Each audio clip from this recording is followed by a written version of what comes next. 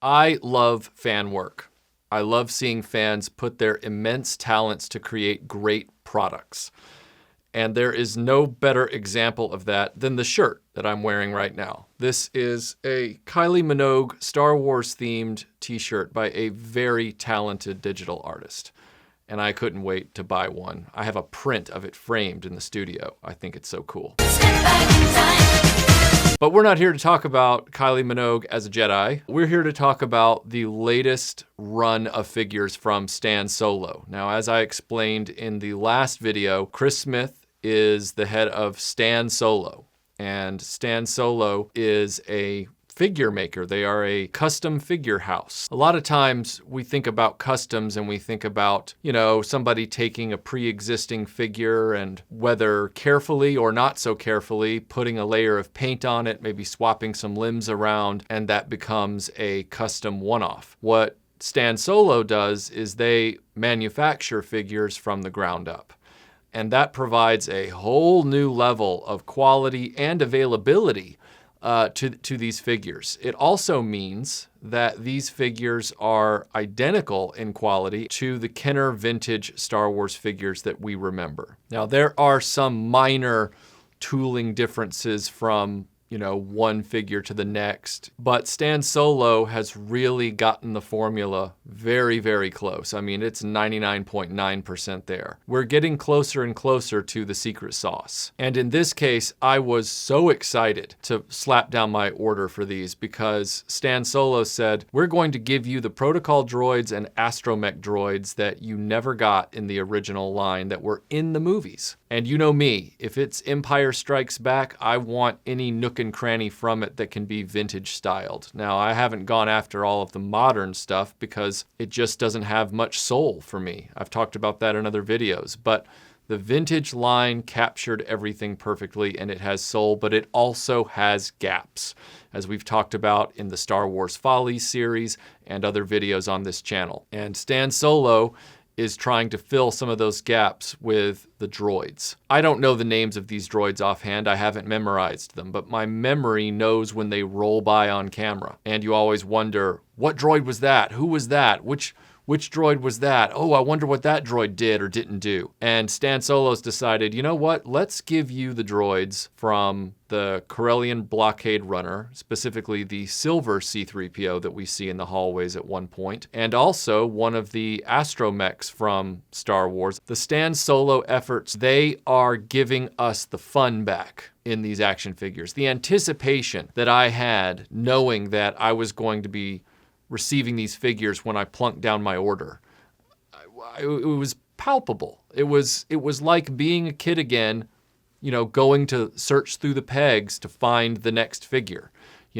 I've heard that these figures have come out. Ooh, I got to go find them to add them to my collection. Or the kid next door got this really cool droid and I don't have it, but he said he saw it at Zayre's or Hills. I got to go run out and see if I can find myself one. Maybe I can convince my mom to take me to go get a Star Wars figure. Stan Solo's giving us options, and they're giving us quality options. And these figures are great. I mean, all of the 3POs, all of the protocol droids, whatever you want to call them, they have the removable limbs feature, but it's improved, at least from my perceptions, probably because I just wore my 3PO out as a kid, but I always saw those limbs as always falling off. But these Stan Solo limbs are very, very tightly toleranced. So if you want to use him as just a regular C-3PO or any of these droids, you can.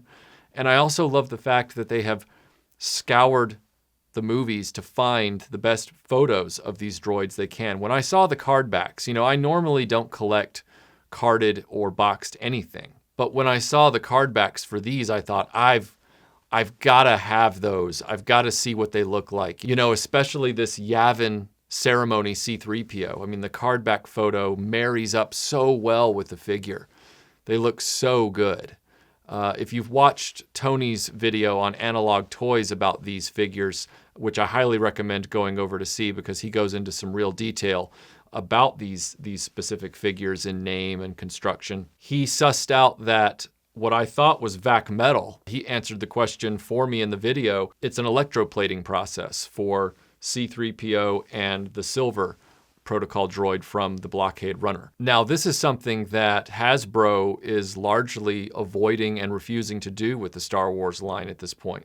Sure, they'll still do them for re-released Transformers, for parts and pieces, but they're not doing this for re-released protocol droids, and they're not even doing it for protocol droids and R2 units in their modern figure line either.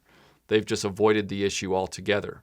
And it's probably a cost-saving measure, but it really takes away from the authenticity and the sort of impact of their products. But these are gorgeous, and I love the fact that they are done up in the same way that Kenner would have done them. You have the chrome or gold chrome look for the majority of the figure, and then to add the silver leg onto C-3PO for that end scene like they would have, done back in the day.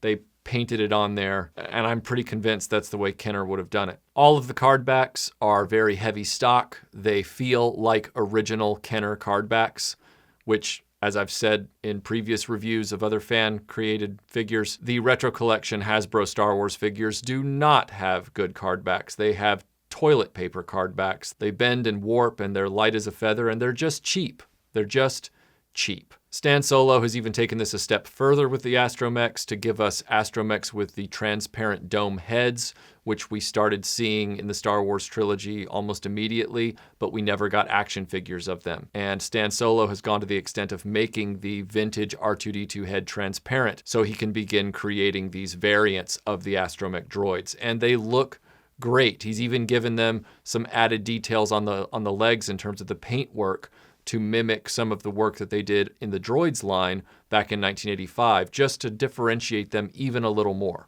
I love the fact that I can now start to really populate my Hoth scenes in my Star Wars cabinet. I love the fact that I can put vintage characters, not modern-ish characters that are stand-ins, but actual vintage characters into my displays. And the figures blend in seamlessly with the Kenner Vintage Star Wars line. And so my Echo Base displays and my Hoth displays in general are starting to look really, really enriched. I've received customs in the past of some of these figures, specifically K-3PO, the Hoth white protocol droid, and I received him battle damaged as he was seen when Han goes to get Leia to get her out of the control room before the Empire invades. That was a really cool figure to have, and I still have it in my display. So it's interesting to note that I now have a pristine K-3PO in my collection, and he also has removable limbs. So I have a custom K-3PO that has more accurately weathered battle damage, but I also have a play-ready K-3PO who can also get damaged if the scenario calls for it. If I was to have one gripe, and I hesitate to call it that because it's a strong word, but if I was to have one thing about these figures that wasn't exactly something I cared about or wasn't something I particularly liked, it would simply be that the Return of the Jedi Death Star Astromech droid comes with a pop-up lightsaber for Darth Vader. Now, it's cool that they decided to take the R2-D2 pop-up lightsaber mold and give it a Sith spin, but there's no indication that hiding lightsabers in astromech droids was a thing for Jedi. I always just thought that was R2 and Luke's personal little scheme because R2 was a thinking astromech and Luke was his buddy and they worked it out. I don't really see Darth Vader as the kind of guy who gets chummy with droids at this point in his terrible life. And the droids that were in the Imperial Shuttle docking bay in Return of the Jedi, I don't really see them as Darth Vader's familiars. Never have. So seeing this lightsaber here was a little strange. I personally would have preferred just a solid dome for this R2-D2. But again, that takes nothing away from the quality of the figure itself. That's just me being a nerd. It is obvious this contest cannot be solved by our skills with a lightsaber, but by our prowess with a wiffle bat. Ow! Dad, ow! Stop! That's not funny anymore. Good. Your wiffle has made you powerful. I cannot recommend these figures enough. These are some of the most exciting products for Star Wars that I've gotten since I was a kid. Honestly. They fill me with that excitement and anticipation. They make me want to go put them with my other figures. They get me invested in my other figures again emotionally. You know, because sometimes when you've got something on display for a while, even though you collected it and you love it, it becomes part of the background.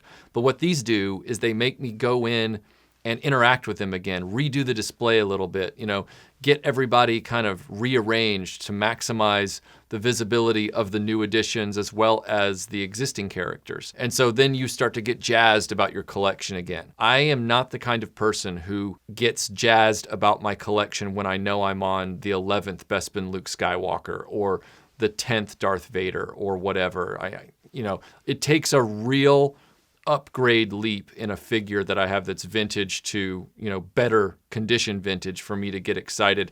And I've already kind of gone through that process. I even live with some figures that I probably never will upgrade because they're just fine for me. You know, they have all their weapons, they have all their accessories now. They're 100% vintage with no repro. Oh my God. So while my collection is a point of pride for me and a point of good nostalgia and feelings, not being able to connect with it over a long period of time beyond that is a little depressing. But thankfully, because of the great custom houses that are manufacturing full quality Kenner-style figures now, that life has come back into that collection. You know, I'm not constantly looking for some other line to get into. I'm excited about the vintage Star Wars line again because it's finally bringing in the missing pieces and bringing them in well. It's not me sitting down with like pots and pots of modeling paint and trying to make sure this figure doesn't end up looking tacky, meaning physically tacky or aesthetically tacky. These look awesome and they're from the movies and they are legit variants of these droids. And in this case, a legit variant of C-3PO with this beautiful, beautiful golden luster on him that is unique to any other C-3PO vac metal that I've ever seen. I've collected a number of the variants over the years of the vintage C-3PO in terms of color. You know, he ranges from what they call deep gold to a very white silver, almost this guy's silver right here of the other 3PO from the Corellian Blockade Runner. This 3PO, though, is true deep gold. And I don't know if it's the vac metallizing process versus the electroplating process. I assume that's the deal. That's the only difference that I've noticed is that these 3POs that are electroplated, they are of the same quality and durability as the vintage ones, but their details on their bodies are slightly softer. And I assume that's because the electroplating process might be laid on a little thicker than the vac metallizing process. But that's just conjecture on my part. I don't really know, and so I don't want to say that definitively. I'm just spitballing here. The fans are doing the best work. You know, my grandfather always used to say, if you don't see what you want, go and make it yourself or go and find it. And that's what we're all doing. We're coming together as a community to do this and get the word out about these products. And it's exciting, it's fun. I have nothing negative really to say about these from a quality perspective at all. It's not about their quality, their durability, their authenticity, any of that. I was just simply like, I don't think that was Darth Vader's droid. That's not really a criticism. That's just me giving you my point of view on this rando character from the shuttle bay. These are amazing. These are very much worth your time if you're interested. The links are in the description below if you want to find out more about Stan Solo.